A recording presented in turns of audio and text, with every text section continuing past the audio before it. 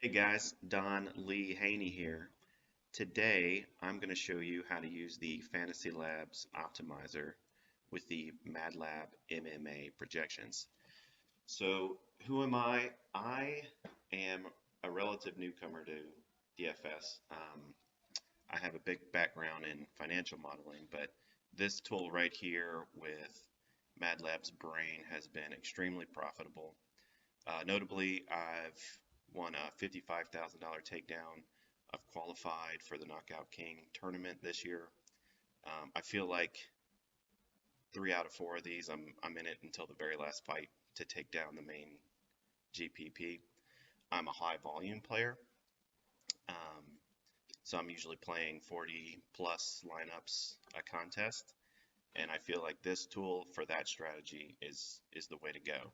Um, to to play like me, I wouldn't recommend jumping straight into the main GPP. You can use this strategy in the mini-max tournaments. They're $1 per entry. You can go to town within your budget. If you can afford the main GPP, great. But I recommend using this strategy in here until you get acclimated with it. $1, max 150, and the top prize is still really great. Um, so let's get started here.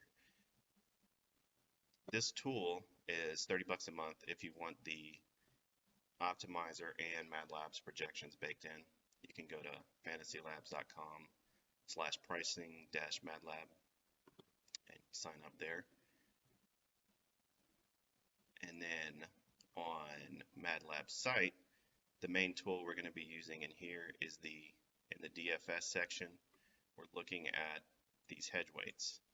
Now what these hedge weights mean is, in MadLab's mind, if he's building 10 lineups, he's thinking maybe 6 to 7, we need to go Usman. So I'm taking this and converting it into a percentage in Fantasy Labs.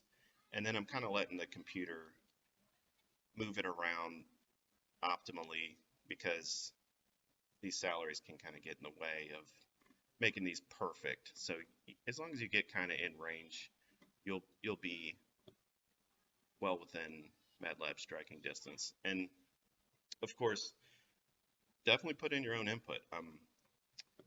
If you're high on somebody, there's nothing to say you have to do exactly what MadLab says, and the computer won't always allow you to do it. So let me show you generally how I work this. So from Fantasy Labs, once you're all signed up, head into MMA multi-lineups.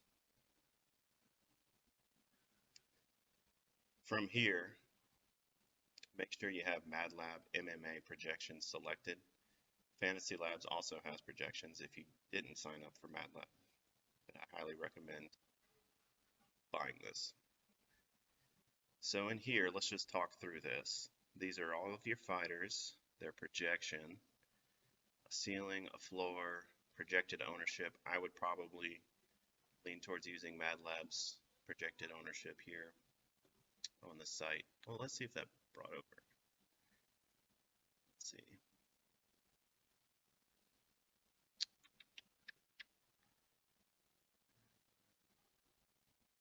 Maybe we moved it. Anyway, that's for another day. A little bit of game theory in there. So what you want to do is come out to Optimizer, and I have a template. You can save a template for how MMA works.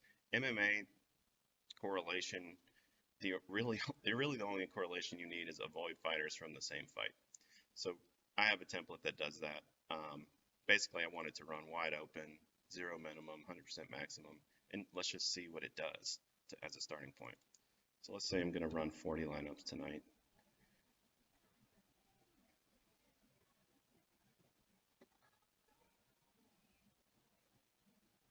All right, out the gate, you can see we've got each one of these cards is a lineup, and you can enter them in manually. I recommend uploading them for Excel. I'll make another video on how to do that.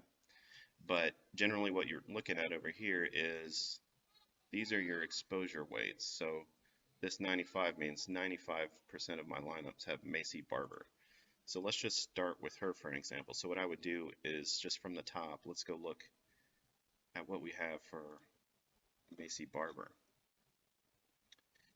So MadLab's thinking more like 40%. So I've got 95%. So obviously I'm going to get more in line with that. I don't want my whole night to hinge on Macy Barber. So what I would do here is you can put max 40 here and save. Alternatively, you can come on this side and hit max 40 here. So let's pretend that that's not there.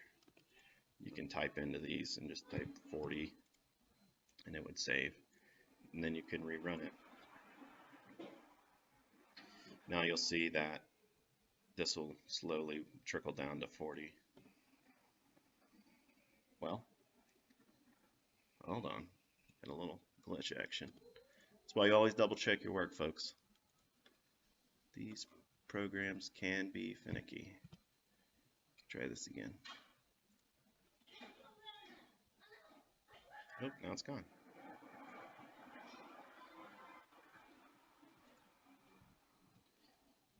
Third time's the charm. There it goes. All right, so now we've got 40% Macy Barber. And then as a result of that, you've got some other folks starting to shoot up. I believe Vera, Haney. So, you know, just keep going from the top down. And you want to give it some wiggle room. I wouldn't go in and punch in every single weight right out the gate. Start with the primary ones, the ones that are way too high, 82%. For fighters that, I mean, if you want, if you think this is a stone cold lock, absolutely leave it.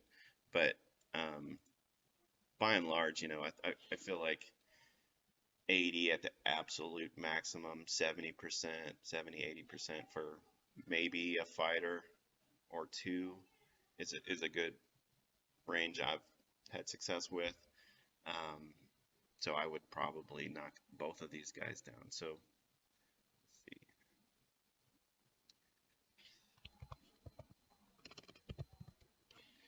So yeah, Haney 20 to 30%. So we're way over. So since the optimizer likes it, I will probably go on the high end of the range. And what I mean by optimizer liking it, obviously he's the highest weighted person right here. So his projected score is jiving really well with the other salaries. So I'll leave that at Lab's higher end of the range and generate it again.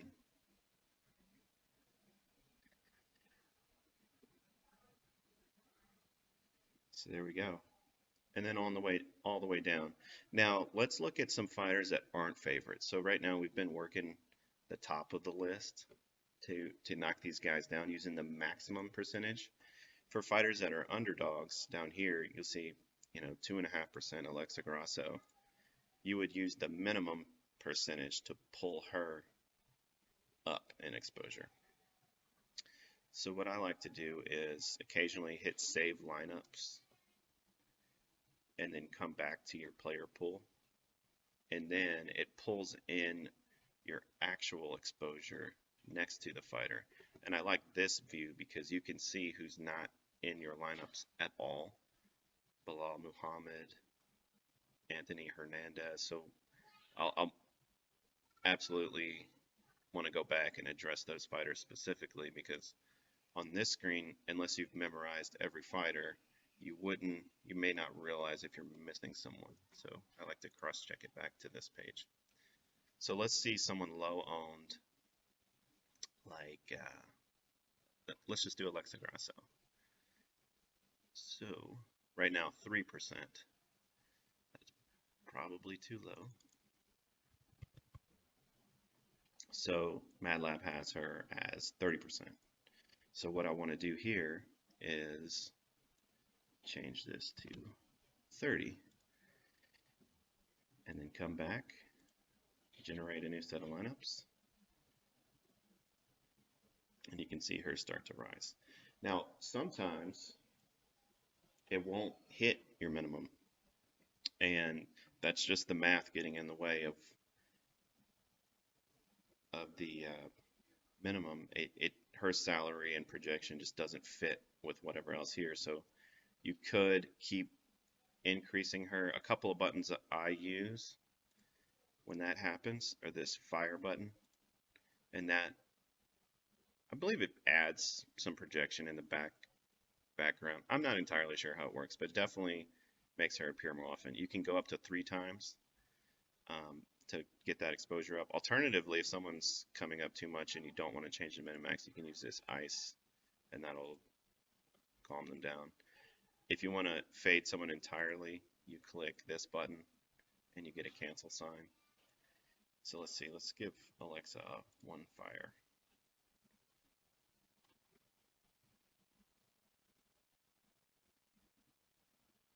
So you can see she went up a little bit. Now she's 22.5, and you could keep doing that to get her to that 30 minimum. This is just the model keeping you out of trouble with your projections, since she is a low projected score. Anyway, so long story short, I just keep doing that. I try not to do too many, because I do want the model to have wiggle room. And then when I'm done, I delete what's in here. Come back over here, save the lineups. I would then download the file, and that's where you could export and then import into the DraftKings Excel-based upload, .csv. But like I said, I will make a video on that. And on your final exposures, at any time during the fights, you can come in here, kind of sort by who you have. One tool I find myself coming back to a lot is in this screen. It's like, oh gosh, you know, Alexa Grasso fought early and she won by a lot, so I know she's going to be in the optimal. So you can click on her and then kind of follow those lineups, and it's a good way to see, okay, kind of drill down of what your outs are at that point. But that's all I got for today. Hit me up on Discord if y'all need anything else, and I'll make some more in-depth and different strategy videos coming up later. Thank y'all.